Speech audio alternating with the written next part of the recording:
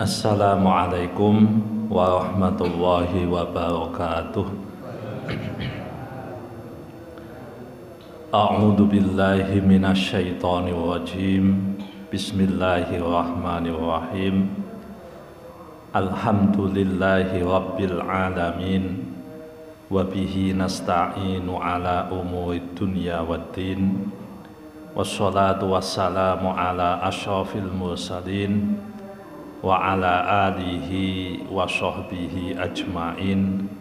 Rabbi shrah li sadri wa yassir li amri wahlul 'uqdatam min lisani yafqahu qawli, amma ba'd.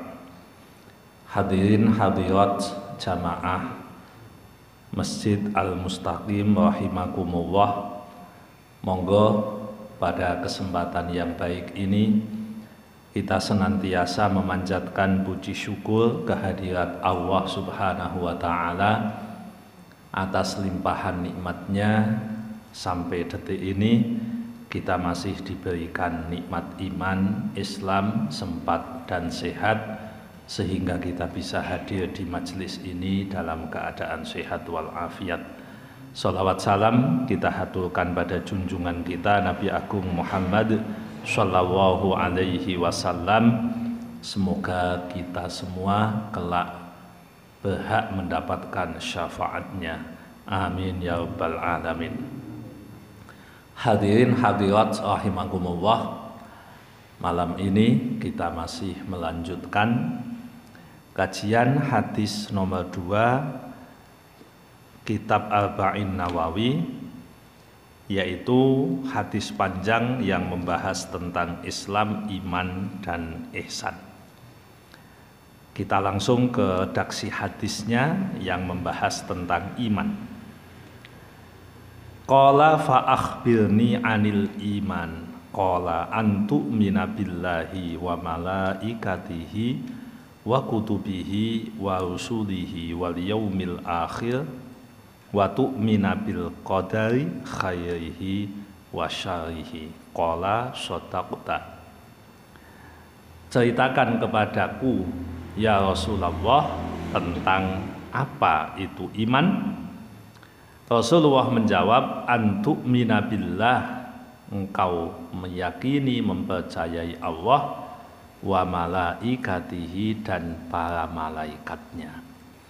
Pada kesempatan yang lampau kita sudah membahas tentang iman kepada malaikat, yaitu percaya yakin bahwa malaikat adalah makhluk Allah yang diturunkan untuk ngurusi manusia. Jadi malaikat itu mung panitia toh.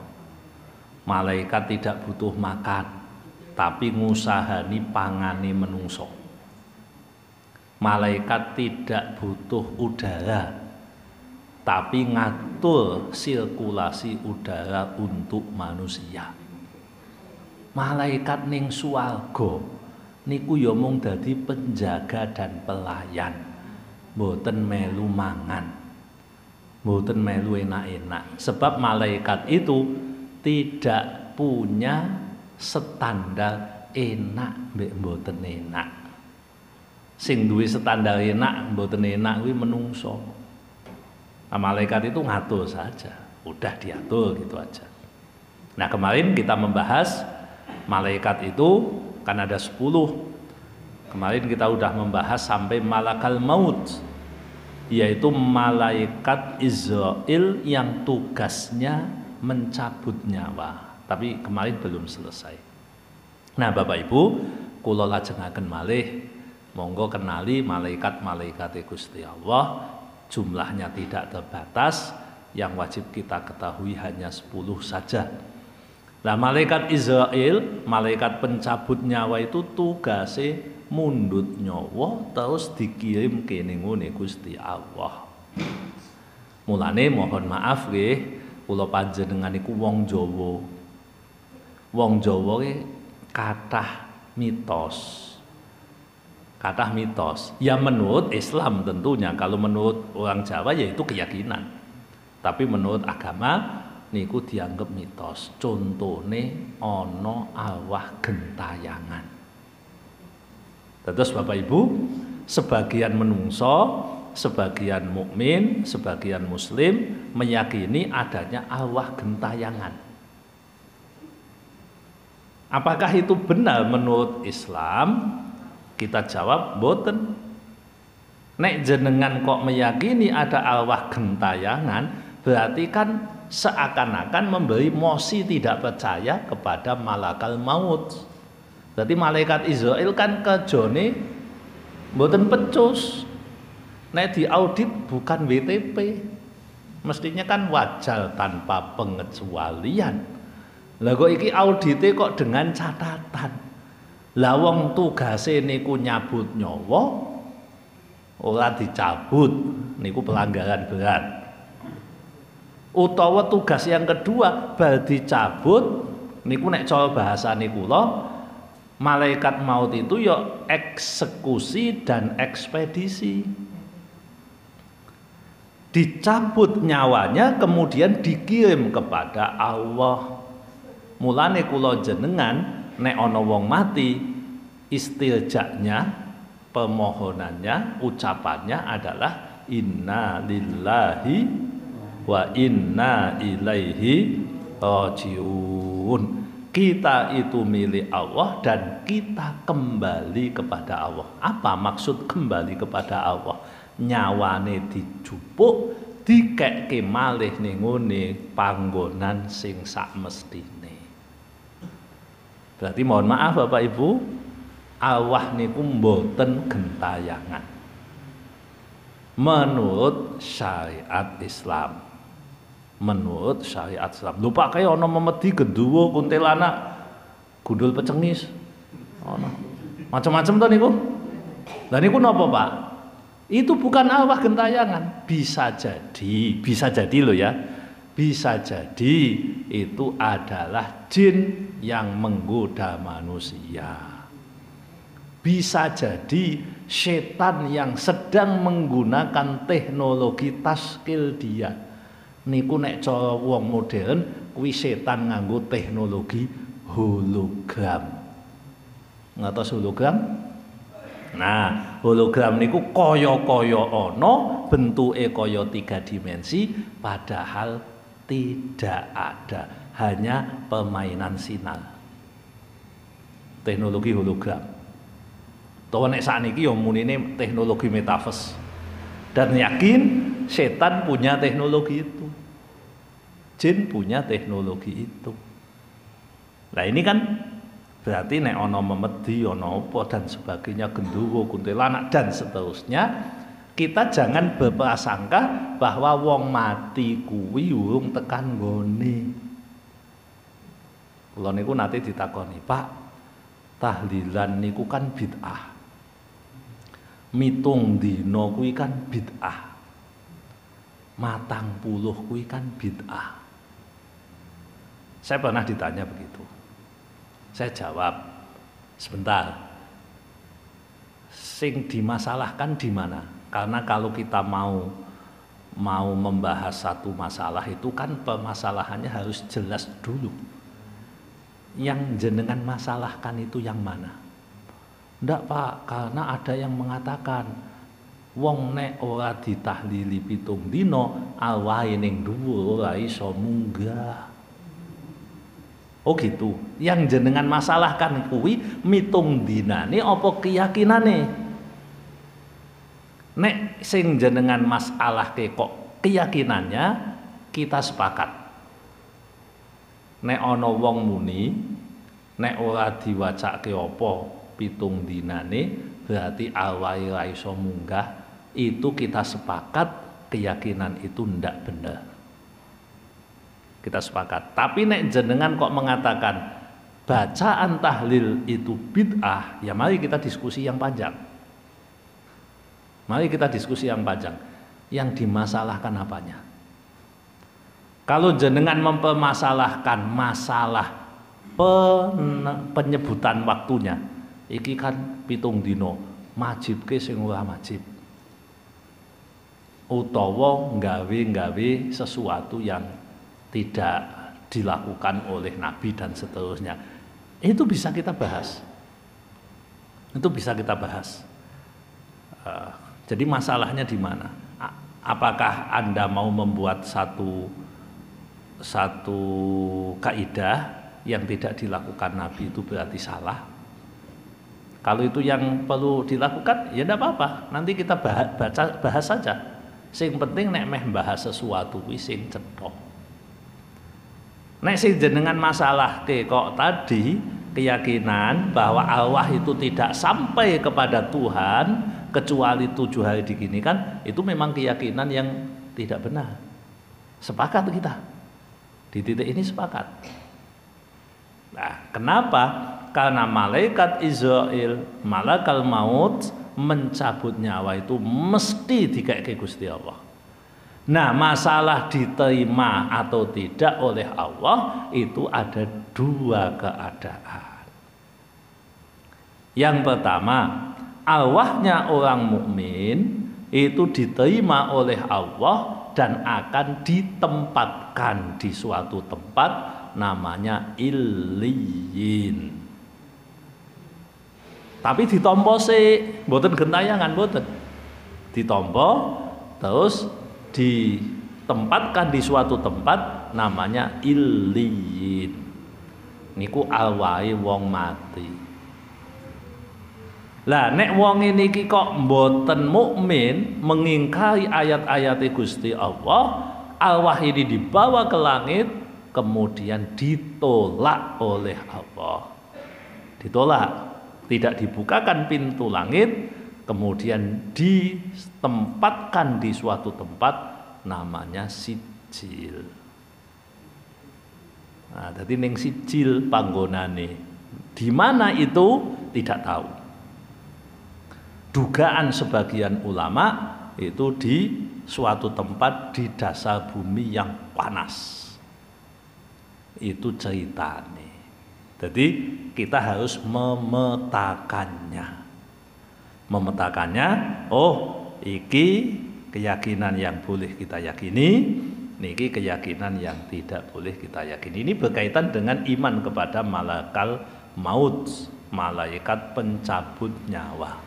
Kan kemarin sudah sedikit saya bahas tentang masalah malakal maut. Malaikat pencabut nyawa nek nyabut niku pasti presisi, bahasane Pak Polisi.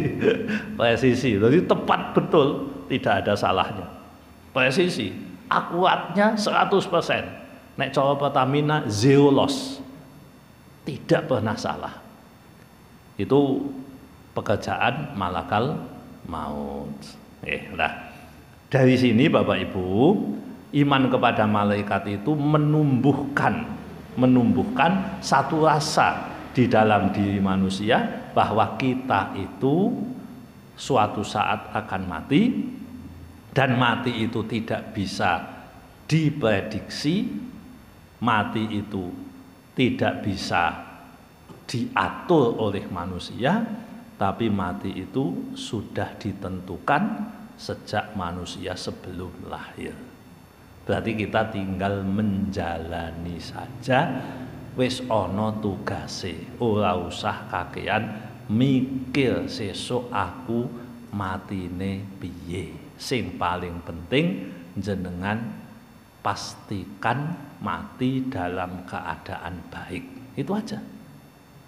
Pastikan aja mati dalam keadaan baik, mati dalam keadaan mulia, itu aja. Yang paling penting bagi kita itu. Niku malakal maut.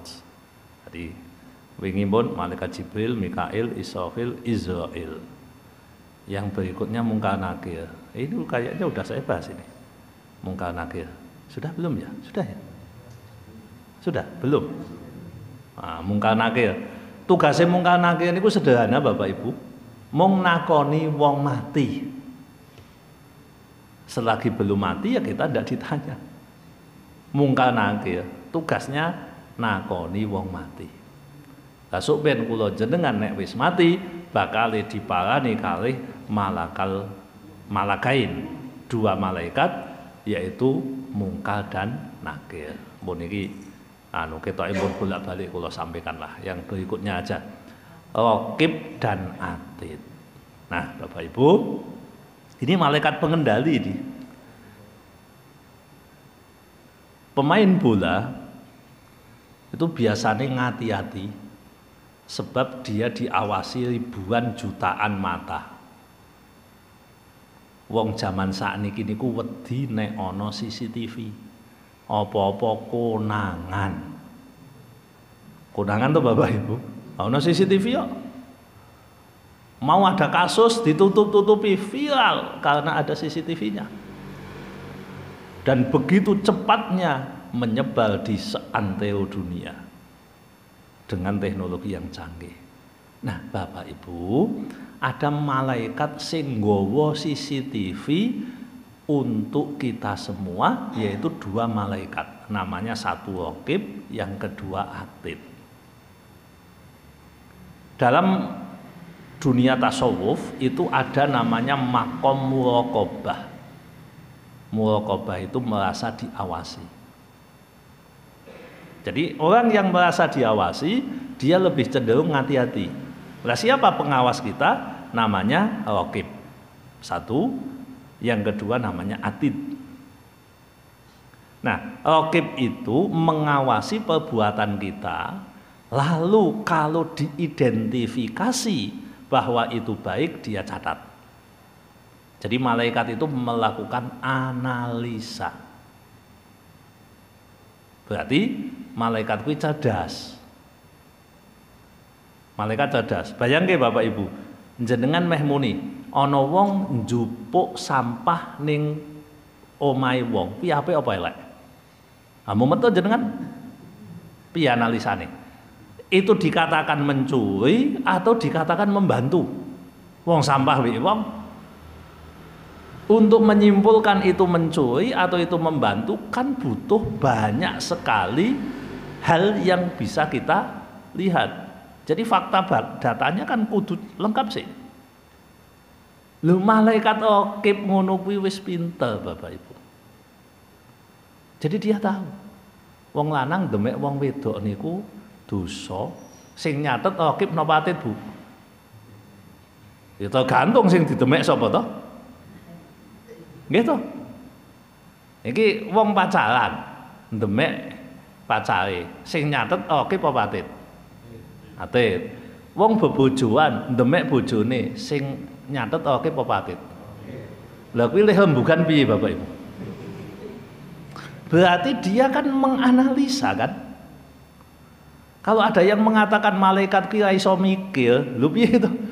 Malaikat yo mikir, apa meneh Raqib Atid itu mikire nemen. Ini mau dicatat siapa? Kamu apa saya? Raqib apa? Atid. Analisanya panjang itu Bapak Ibu. Jangan dikira Raqib itu ndak tahu tentang hukum. Lagi sing susah meneh kan nek ana bodho beda barang malaikate lih nyatet piye kae. Iki ke poso tanggal 9 wulan Dzulhijjah Arafah. Iki kok Indonesia kalau Arab Saudi kok beda? Sing nyateti malaikate piye Bapak Ibu? Itu kan cerdas berarti. Mulane malaikat mesti goleki. Kuwi madhabe apa? Oh, madhabe iki. Berarti kudune saiki poso. Posone berarti tak hitung Arafah. Wong tanggal 9 kok. Lah wong iki madhabe X, bodone Setu. Wingi dina Jumat poso. Kuwi diitung talwiyah apa Arafah, Pak? Malaikat Raqib nyatete poso talwiyah apa Arafah? Lah ya mulane malaikat Raqib berarti up to date toh.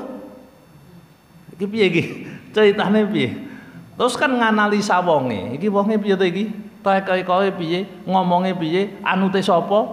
Loh berarti kan identifikasi kepribadian kita itu sudah diketahui oleh Raqib dan Atid. Jadi profilingnya Raqib dan Atid itu cerdas sekali. Pintar Bapak Ibu. Nah ini malaikat sing bagian nyateti. Sing nyateti apik kuwi jenenge Raqib, sing nyateti elek kuwi jenenge Atid. Apakah nyateti saja? Tidak Bapak Ibu. Nyatet dan mengumpulkan bukti. Mboten namung nyatet, mengumpulkan bukti. Makanya ceklek-ceklek. Oh, ceklek-ceklek Bapak Ibu. Mohon maaf nggih, saya pernah sampaikan di sini. Kula jenengan ngaji ngene iki lho, fotone sok ben tekan akhirat. Fotone tekan akhirat. Karena ketika kita nanti diadili, apa benar Bapak X ini ngaji malam Jumat tanggal selikur apa iki? Juli. Selikur Juli to niki? Selikur Juli 2022. Ya benar, siapa saksinya? Jenengan ditekake. Pak Hudoi kayak ngaji tenan. Nggih, kula genah ngono. Benar. CCTV ini ditampilke. Foto-fotone bajune iki lho barang bukti gawa Bapak Ibu. Sesuk baju ngene iki gawa ning akhirat. Lah ini baju sing bolak-balik ge ngaji ya bolak-balik gawa ono. Sok ben. Jadi lengkap. Makanya ndak ada yang bisa bantah nanti di akhirat itu ndak ada yang bisa bantah. Lah wong lengkap kok malaikat oke pilih nyatet kalpete sing diduk-duki endi, terus bajune kaya ngopo, warnane endi, pinggire napa. Wonge ngantuk kali ora lho dicekek karo malaikat. Lho tenan lho Bapak Ibu. Oh iki mangkat tapi ngantuk mek dongap-dongap iki ketok. Malaikate ngerti wong moto kok. Oh, dan CCTV ini tajam Bapak Ibu. Ora bulet. CCTV saya kan kata sing bulet.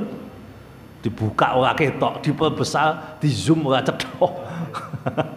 Nah, niki berarti kamerane ora patek canggih. Kamerane malaikat oke produksi dari Allah langsung kok.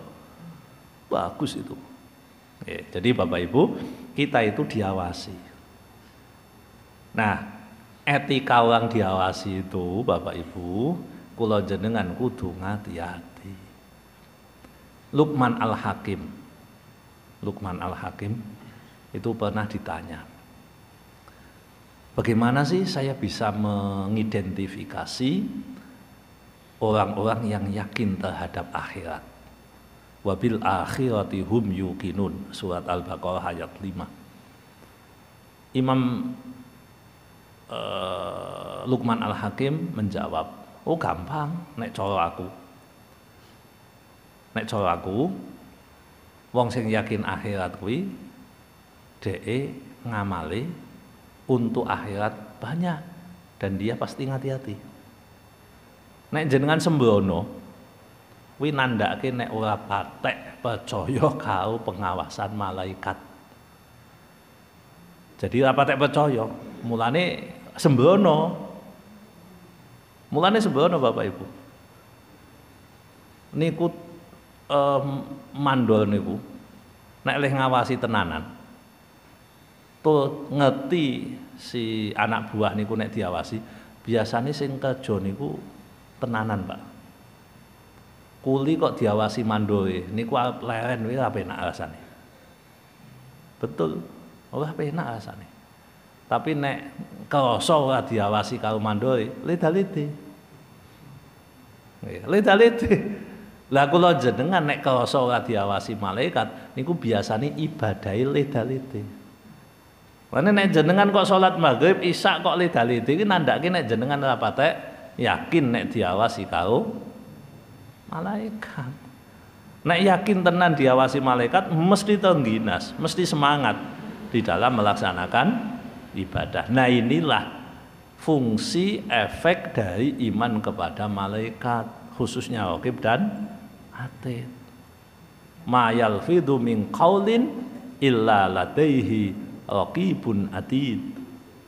Tidak ada satupun ucapan yang terucap, lafaz yang terucapkan dari mulut kecuali di situ ada raqib dan atid. Itu kata Allah di juz 26. Jadi kita harus hati-hati.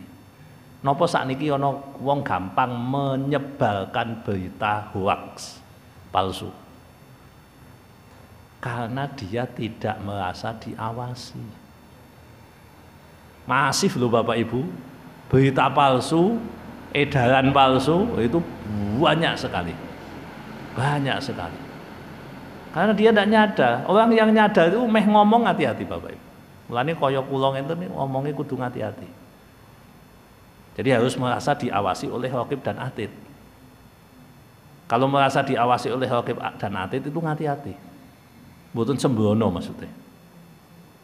Ya, mboten sembrono. Wis pokoke ngomong sesuatu yang kita sendiri memahaminya. Kalau kita tidak memahami, tidak usah ngomong. Karena lafadz ucapan kita itu direkam oleh raqib atid.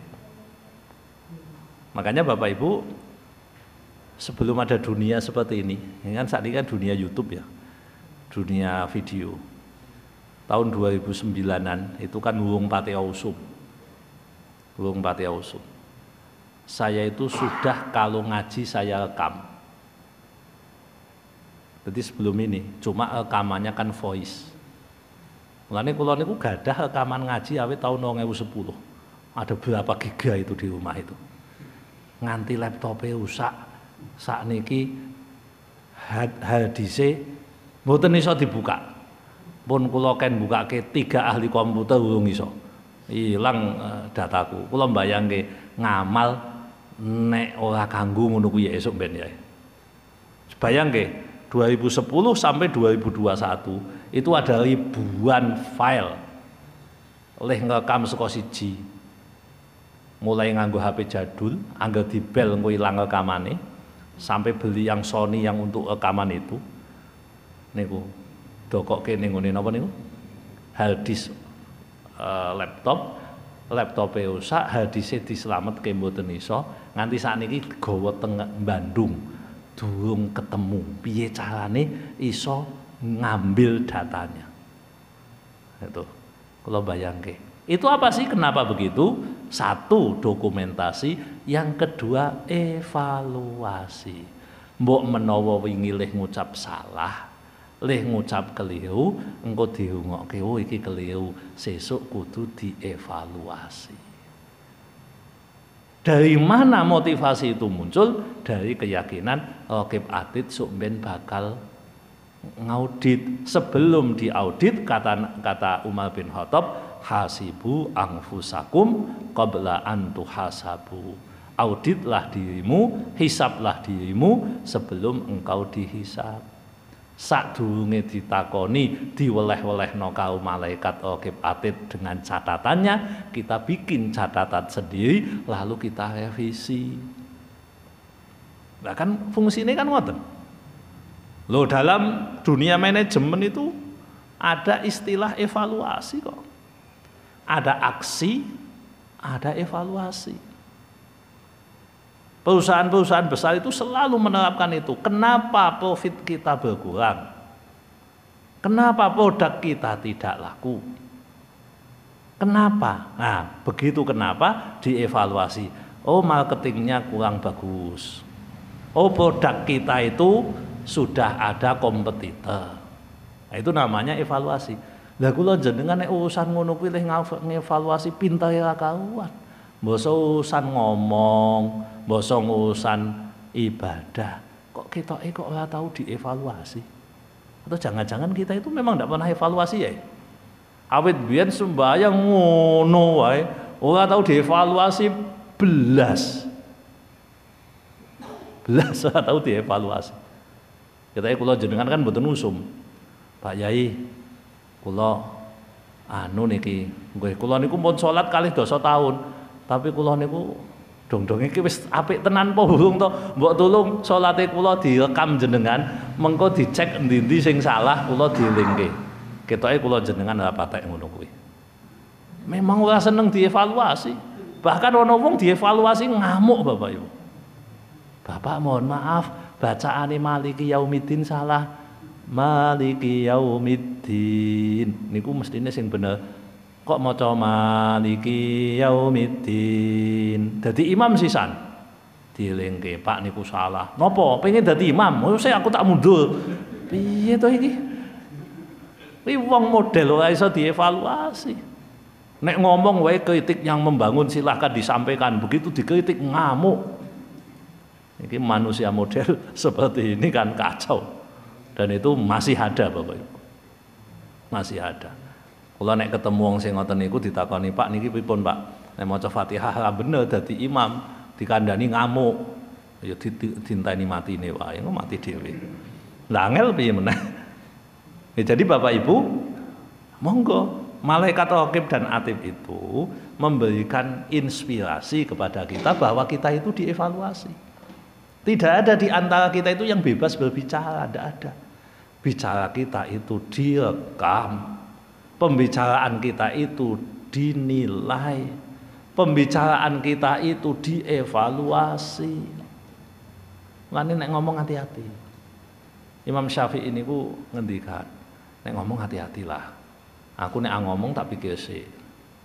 Sebagian manusia itu ngomong sih pikir kali. Lebih itu boleh. Ngomong sih kayak dipikir, ya kualik Bapak Ibu. Mikir sih kayak ngomong. Makanya di kitab apa ya, Kifayatul Atqiya kalau tidak salah, itu ada seorang ibu karena saking khawatirnya ucapannya yang direkam oleh malaikat Raqib dan Atid itu menjadi salah, beliau hanya mau ngomong dengan Al-Quran. Mau ngomong hanya dengan Al-Quran. Pokoknya ditakoni apa wae jawab Quran. Apa saja. Itu diceritakan di kitab namanya kitab Kifayatul Atqiya. Ya, bagi orang-orang yang pengen takwa itu adalah panduan, bentuknya syair lalu disyarai oleh ulama tertentu. Nah, ini Bapak Ibu, monggo kula jenengan hati-hati karena semua yang kita lakukan itu ada pengawasannya. Dan canggih loh Bapak Ibu. Canggih. Nggih. Nek kamerane kula jenengan paling berapa to sekarang? 28 megapiksel ya. Wah, wis jagoan kuwi. Apik tenan. Nggih. Atau berapa? 100 megapiksel. Itu kamera tercanggih sekarang. Itu dalam jarak 5 kilo dari atas itu bisa motret di bawah secara detail. Jadi nek kamera biasa, kamera HP ngeten iki motret fokus jauh itu mesti kalau di zoom pecah. 5 kilo mboten pecah. Makanya walaupun 5 kilo dilihat dari atas itu sak kecamatan ketok sekon dhuwur. Tapi di zoom sak bawah wong kembang ning ngone tanah ketok. Kula mbayangke nalikane ngertos enten teknologi secanggih itu, kula mbayangkene lah kamerane malaikat Raqib itu canggih kaya ngono kuwi. Tidak ana sing muncul, poli-poli lho dibuka ketok Bapak Ibu. Poli-poli niki lho dipoto terus di zoom ketok. Jadi kalau didekatkan seperti mikroskop, kalau dijauhkan seperti teleskop. Kuwi teknologi apa sing iso ngono kuwi? Kuwi teknologine malaikat. Nek teleskop kan jarak jauh Bapak Ibu. Lensa jarak jauh, nah ini mikroskop lensa jarak dekat, dua-duanya ada. Mulainya malaikat cetok, njenengan utak-utik tangan niku lho malaikat ngerti. Kedep sedina ping pira niku lho catetane. Oh, ana catetane Bapak Ibu. Nek ora percaya sok mben nek mati bareng-bareng dileki. Enten kok. Wong Gusti Allah sing ngendikan kok.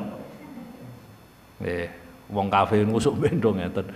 Ya Allah cilik kok dihitung to Gusti ngono. Sepele kok dihitung. Itu ada di surat apa Al-Kahfi kalau tidak salah ya. Di situ ada. Gusti mosok cilik kok dihitung. Berarti cilik-cilik itu. Kula jenengan coba ditakoni nafase pira. Nafase lho metu sedot ki apa. Enten hitungane Bapak Ibu. Dan itu tata rapi. Makanya pengadilan di akhirat itu lama. Lama Bapak Ibu ya karena akan ditanya banyak hal. Nah nanti kan yang ditanya itu ada yang kena hukum, ada yang tidak. Nah masalah nanti putusan pengadilan itu Allah. Malaikat itu hanya sekedar nyatet dan analisa saja. Keputusan terakhir tetap ada di sisi Allah. Makanya nanti ada pengadilannya. Nah malaikat itu bukan hakim. Malaikat itu hanya pencatat dan analisis saja. Maka malaikat tidak boleh memvonis orang. Nek malaikat wira untuk memvonis, apa meneh jenengan? Tidak boleh. Dan saya kira Bapak Ibu, ibu-ibu barang nggih, bapak-bapak, jenengan ora usah makili malaikat atid nyateti salahe wong. Enten mboten tiyang mriki sing kok kathah. Dadi malaikat atid kon nganggo jenengan meh nyateti eleke wong ngono. Lah suwe-suwe kula jenengan dadi oposisi nek ngono carane. Dadi kasihan malaikat kok ora kerja no. Malaikat atid, biarkan malaikat atid yang mencatat jeleknya orang. Jenengan cukup melakukan apa yang perlu panjenengan lakukan. Karena kita itu kan kadang menghandle tugasnya malaikat. Katanya sibuk, ora di waktu, ngaji ora di kesempatan, salat ora di waktu. Lah tapi nyateti eleke wong kok wektune akeh. Wektune akeh. Ora mung dicatet, domong bareng kok. Diomong padahal diviralke barang kok. Nah, jadi itu biarkan menjadi tugas malaikat atid. Kula jenengan ora usah. Ora usah, mboten usah nggih Bu nggih. Mboten usah makili malaikat atid nggih. Nyatet yang lain aja lah. Nyatet kebaikan orang. Oke, Pak Atid. Nah, terakhir malaikat Malik dan Ridwan. Nah, kalau ini malaikat masa depan nggih. Ini malaikat masa depan. Akan terjadi tapi belum terjadi hari ini. Makanya kalau kita bicara Quran itu kan menjelaskan yang gaib. Gaib itu ada dua termin. Nabi menceritakan Nabi Musa, Nabi Muhammad menceritakan Nabi Musa itu namanya gaib masa lampau. Nah, Nabi Muhammad menceritakan surga, neraka, kematian, kiamat itu namanya gaib masa depan. Jadi gaib itu dibagi jadi dua termin itu. Gaib masa lampau dan gaib masa depan. Nah, gaib masa depan itu pasti akan terjadi walaupun mungkin ada yang mengatakan itu fiksi. Kan koyo film Hollywood kula kelingan nggak isih cilik tahun 1991 nonton film ning ngene TV judulnya napa nggih kula lali tapi menceritakan tentang kehidupan di 2191 ana polisi sing dari masa depan nggoleki sapa sing masa lampau ya filmnya kados niku toh Deddy Mizwar. Kados Deddy Mizwar niku. Apa Voyager apa namanya saya lupa. Nah, orang barat menyebutkan cerita masa depan yang belum terjadi itu dianggap sebagai fiksi. Mulane ana wong sing nganggep Quran kuwi fiksi. Karena menceritakan sesuatu yang belum terjadi. Jadi rumangsane ngoten.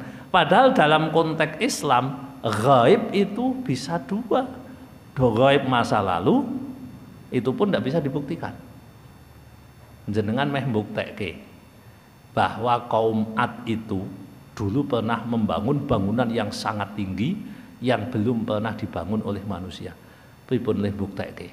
Arkeolog sampai sekarang belum menemukan. Apakah kalau tidak ada temuan berarti itu tidak benar?